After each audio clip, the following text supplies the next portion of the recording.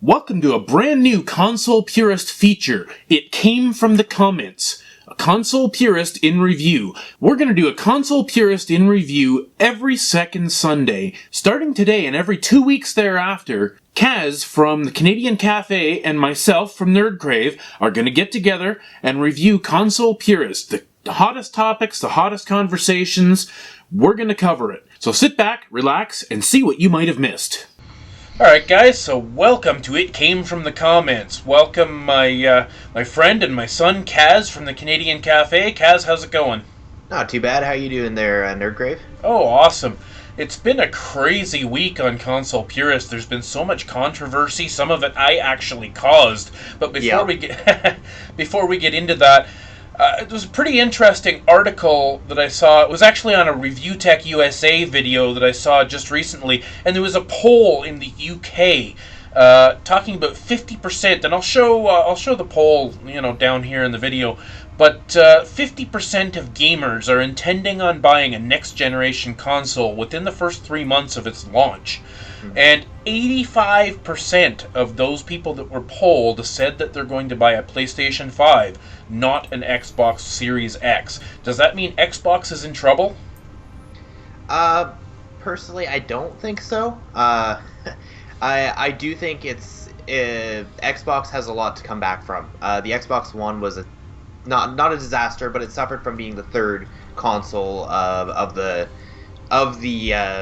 franchise, and the third console is known to sort of be the bad luck console, and they're just going to be recovering, especially with what we know about the Xbox Series X and Xbox One even being able to play Xbox Series X games within the first few months. I think it'll be fine when push comes to shove, but I think the Series X is suffering from the same situation that the Wii U suffered from back in 2011, 2012 there, where people just don't understand what it is. There's very few exclusives for it because they're putting the same games on the Xbox One X that are on the Series X within the first year or so. They're trying to be backwards and frontwards compatible. They're also putting all of their so-called exclusive games on PC at the same time, so people really aren't sure why they need to even buy the console, because there doesn't really seem to be any exclusive content or any really compelling reason to buy it within the first year when you're able to play a lot of those games still on your Xbox One X. Al, I think that's actually what Microsoft is banking on, is that they're trying to develop an audience that it doesn't matter where you're playing. Whether you're playing on your PC or you're playing on your phone or you're playing on your One or your Series X, you'll be able to have the games, and then no matter what platform you go to, you can still have access to your games and your library. And then when you want the more powerful hardware because you have the money, you can splurge, whatever, then you can jump to the Series X and just sit on your couch and play a game. I know personally I love playing games from a couch. There are definitely games I prefer to play with a keyboard and mouse on my computer, but that's what the Microsoft Store is for, right? And that's why they're trying to make this ecosystem that just works and works together real smoothly. That seems to be a risky game, in my opinion. Like, maybe they're thinking long-term, maybe they're thinking really big, and maybe this will work out for them 3-4 years down the road, where they'll end up having such a dominance because their games are available on so many different platforms and in so many different ways. But that seems like a risky play. Like, do you think that's really going to work out for them, or do you think they're going to go the way of Google Stadia? Well, I think actually what they're doing is what Stadia should have been and was almost aiming to be, but couldn't because they didn't have the prerequisite hardware to do and the infrastructure, which it makes sense. And to be honest, it almost seems like Sega before Sega went the way of the dodo. It seems like the kind of move that they would make, that Kalinske would have made, that would have dominated the marketplace, and in the end, probably been for the betterment of all gaming. You could be right. So, where the comments section in Console Purist comes in is we were having a debate about a week ago now, but this debate went on for several days, and the essential part of the debate was somebody was saying that at the end of the day, a really well-designed, pixelated indie game is going to beat out or overshadow a AAA game with shitty gameplay. And there were a few comments in that section where it was saying, you're going to have a hard time selling that in this group. The opinion of some people was that Console Purist has become a place that's kind of full of pixel snobs and people that are more worried about teraflops than gameplay. And, I am absolutely, I came down on the side of opposing that in terms of, I think Console Purist is really a place where gameplay is key and where people really appreciate the history of gaming and the retro games, and a lot of us here in this group would rather play a lot of retro games than most of the new stuff that's coming out. So I can't really imagine that too many of the core members of this group are really motivated by graphics and nothing else. But what was your kind of response when you weighed into that? Well, I tend to agree. The group more or less is about being fans of gaming as a whole, and that's what I've noticed over the past year and a bit of being in the group is a lot of people are there to celebrate games and the way games are made and played, and obviously criticize games where they deserve to be criticized. Yeah. But there's always a vocal minority, and it sounds like they're the majority a lot of the time to a lot of people because they're so vocal. Yeah. But there's always that group of people that's about being pixel snobs or whatever. They're like, Pokemon Sword and Shield is a terrible game because there's this one tree that looks like it's from Ocarina of Time.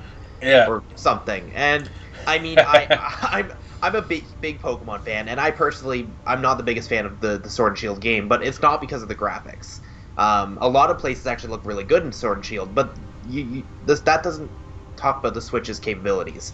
If you want to look at the Switch's capabilities, look at Breath of the Wild, look at Astral Chain.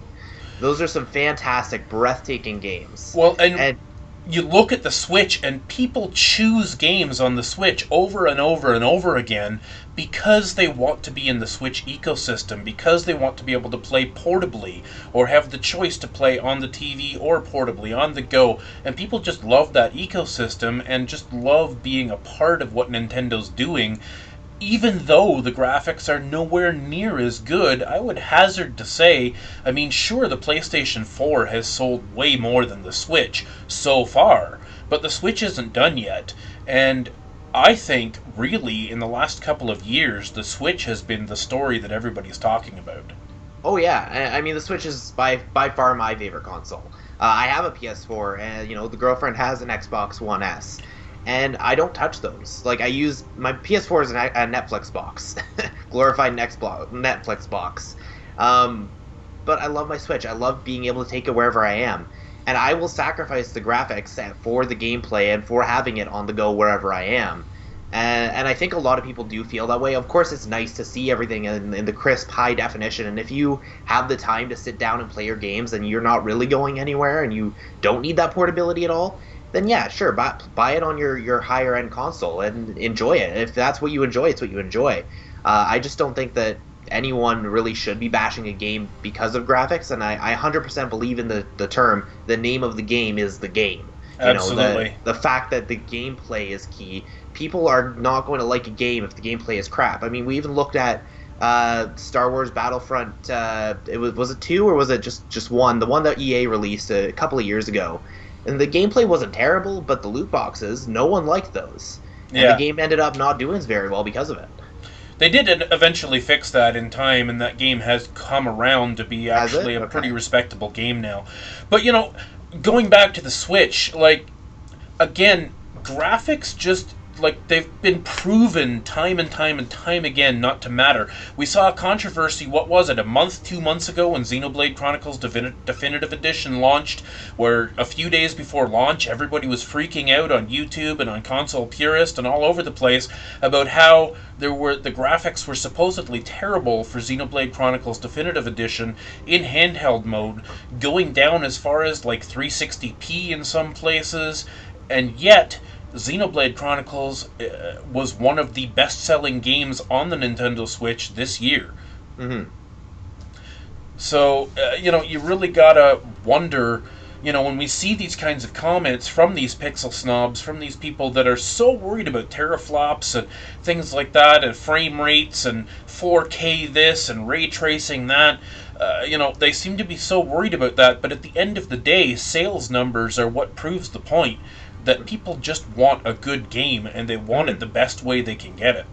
Yeah, exactly. I mean, obviously, again, if the best way you can get it is with the best graphics, it's nice. It's nice to have those crisp, clean, ray tracing, whatever. When I look at the next generation of games and consoles, I'm looking for the best lighting and the ways that they're using the SSDs and the creative ways that they can make new gameplay styles with the new technology.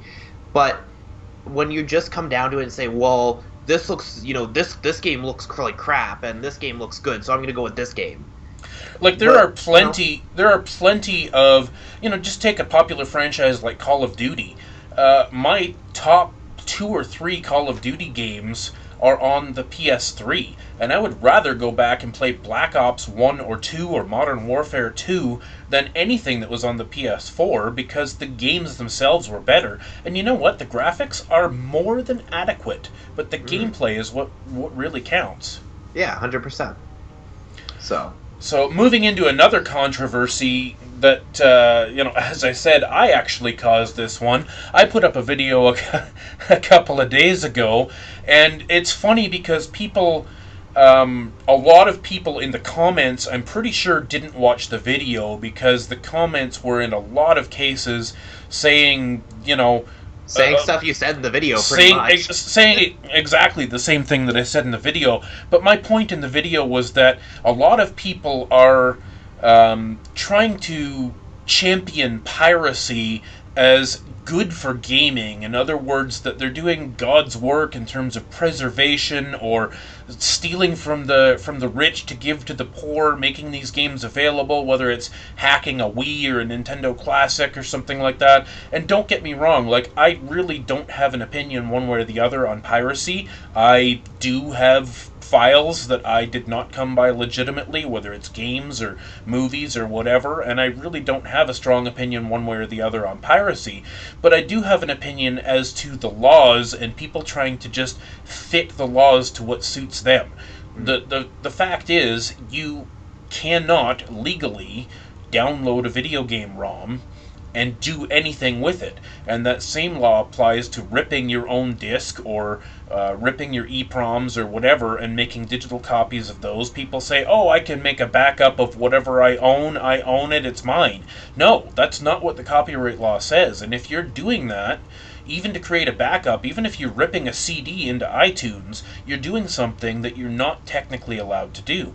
And a lot of people would say, oh, well, the secondary market doesn't pass any money on to the game creators either. Every time I go into a video game store, and pay $20 to the store for a game, the creators of that game are not getting anything off the used game, and that's absolutely true. But again, technically, selling used games is also against copyright law. It's a gray area that, everybody turns a blind eye to, they don't really care, but technically speaking, if you were to sell a used copy of Gran Turismo 4 at a yard sale, and somebody wanted to make a big deal about it, they could. And, so my entire point with that video was saying, look, if you want to be a pirate, and I don't care if you're a pirate, that's, whatever, just admit that you're, downloading games because you want to play games. Because you're doing something that makes you feel good. We don't need to justify all this as some kind of grand design for preservation or whatever. Where do you stand on that? Because I know you've got a lot of downloaded files and things like that too. Neither one of us are really against piracy, but I mean, no one's perfect, and anyone that really knows their way around a computer and the internet has probably in the past or currently has files that they shouldn't have. I mean, back in the day when I was 13, 14, whatever, learning how to play video games and learning how to use the internet, I got my hands on some old Pokemon ROMs, right? And that's how I played Pokemon Blue for the first time. Yeah. And I enjoyed it, right?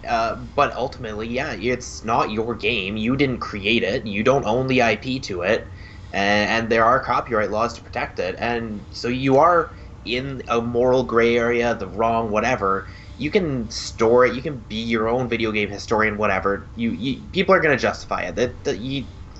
There's no point even arguing at that point. But at the end of the day, like it's still a morally gray area, and I have to agree with you there. Well, the thing that really gets me going is when people go on Twitter or they come on Console Purist and they start ragging on Nintendo or ragging on these video game development companies, EA, whoever it is, for clamping down on their IPs, for shutting down ROM sites and things like that, for lawsuits, and the vitriol, the hate against Nintendo for just protecting their own property. And I made an analogy in my video where I said, if you come into my house and you steal my coffee mug and, take it out of the house, I'm fully within my rights to call the police and come into your house and take my coffee mug back and throw it in the garbage. Exactly. Because it's my coffee mug, and if I want it to be in the garbage, it's none of your business. And you have no right to preserve my coffee mug at the expense of my right to do what I want with my property.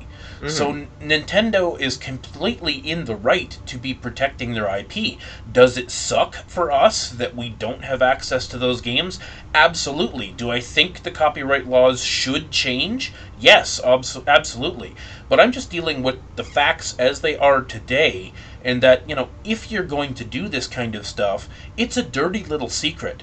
And Nintendo can come in and take that stuff away from you, or take those websites down, or do whatever they've got to do to protect their property because it's theirs, whether you like it or not.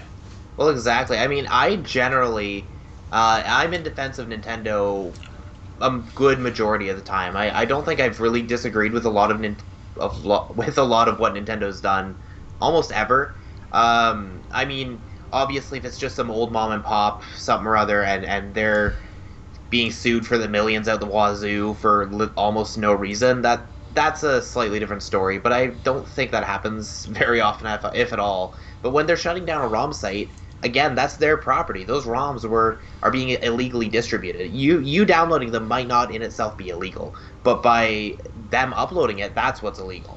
And copyright laws are different in every country. For example, here in Canada, where you and I are, the copyright laws are a lot looser than they are in the United States, and we can kind of get away with stuff, and that's why we call it a gray area, because it's technically wrong, but nobody's going to get you in trouble for it, for the most part. I mean, the odd person gets sued by a movie company for downloading a specific movie or something that the company's targeting or whatever, but for the most part, nobody's really going to get in trouble. But it really bothers me when people start to think that they're entitled to this kind of stuff for free, when they're entitled to access to every TV show, every movie, every video game, whether they pay for it or not. They should just have instant access to whatever their hearts desire. Well, exactly. It's the entitlement that bothers me as well. Even within video games, when you buy a video game, Pokemon Let's Go Pikachu and Eevee had this controversy. You would buy the game, but then there was one Pokemon locked behind a paywall. Technically, really, it was a bonus Pokemon you got if you bought the little special Pokeball Plus accessory or whatever. Yeah. But it was the only way to get the Pokemon and transfer it into the game, and everyone was so up in arms about that it was locked behind a $50 paywall or something. And I'm like, you're not entitled to that Pokemon. You didn't go out and catch it. This is a game. It's its own self-contained universe. Go into the game and enjoy it. Don't worry about a paywall that you might not have access to. Yeah, it would suck you can't get that Pokemon, but it's not like this game's crucial to the online environment. It's not like that one Pokemon is going to be crucial to your enjoyment of the game overall. Anyway, moving on. One of the most recent controversies that showed up in the group, and it's actually kind of hits a nerve with me, because I had almost a very similar argument with someone, an old family friend, months and months ago about it. But it's about video games being a waste of time, and Joe Rogan specifically coming on and saying that video games are a waste of time. Yeah, great topic. I understand where people are coming from, especially people who don't play video games. I can understand where they're coming from. But at the same time, that's like people saying that books or going to the art museum or movies and TV comic books, whatever your passions and your hobbies are, it's like saying those are a waste of time. And to me, I don't agree. I can't agree. I can agree if you go over excessive and you don't really think about it and you're just doing it to waste time, and then in that case it quite is literally a waste of time. Yeah. But in the general sense of just video games are a waste of time, I have to disagree. What's your thoughts? Well, absolutely. And with that Joe Rogan clip that's been floating around Twitter and Facebook and stuff, it's like a 10 to 15 second clip, and it's really being taken out of context because Joe Rogan is talking about his personal struggle with video games, not just everybody's video games. And he's talking about a situation where that 1% or 2% or whatever of gamers who cannot regulate themselves and who game to the destruction of their own lives. They game 15 hours a day on MMOs like World of Warcraft, or they play Destiny or something like that, and they play it for 10, 12 hours a day, and they don't go to work, and they don't clean the house, and they don't change their underwear, and they don't speak to their girlfriend. And for those 1 or 2% of people that take gaming to that extreme, gaming definitely is a bad thing for them. It's no different than an alcohol or drug addiction is to some people, and they definitely need to seek professional help. But for the average person out there, like you or me, who may spend an hour or two here and there, or 3 or 4 hours on the weekend playing a game, or maybe streaming a game on Twitch like yourself, or whatever, that is being kept in balance, and you still do other things. You go to police college, you see your brothers and sisters, you have a girlfriend, you have a job, and what you do with gaming is perfectly in balance. And I think people need to watch that whole Joe Rogan interview, or at least 4 or 5 minutes where he's talking about that topic, and really get the gist of it, because he's had the internet on fire for the last 2 days with this. And yeah, again, I totally understand that if your personal experience with video games is that it has sucked a lot of your life out of you and you did get addicted to it, those 1 or 2% of people, yeah, I completely get that, and you need to seek help, obviously. But again, it is like an alcohol or drug addiction at that point. And a lot of people will go out for a casual drink with friends. But does that mean that alcohol is a waste of time? No, you're going out and relieving some stress and having fun for a night. I mean, yeah, you could say you have wasted that time, but at the same time, you enjoyed yourself, and to me, that's more productive than almost video games can be sometimes. Well, and not everybody is one of those go-getters that has to be doing something productive every second of their life. I know people like that they read motivational books, and they go to the gym, and they do all of these things to improve their health and improve their careers and all that kind of stuff, and they do that kind of stuff 24/7, and they're driven. And that's great if that's who you are. And to you, that person who is driven like that, maybe you would think of video games or watching movies or anything as a waste of time because you're not developing whatever your goals are to develop. But for the vast majority of people, they go to work for 8 or 10 hours a day, and they come home and they want to flop on the couch. And whether they play a game of cards with their wife, or whether they watch some Netflix, or play a video game, or read a comic book, it's all the same. Entertainment is entertainment, and as long as you're getting something out of it at the end of the day, it's not a waste of time. 100%. I agree 100%. So anyways, guys, that was Console Purist in review. It came from the comments. Thanks, Kaz, for joining in. You're welcome. Thanks for having me, and hope to see you guys over on Twitch. Yeah, where can they find you? Twitch.tv/Canadian Cafe. Absolutely. Okay, sounds great. So we'll see you in 2 weeks. Bye-bye. All right. See you soon.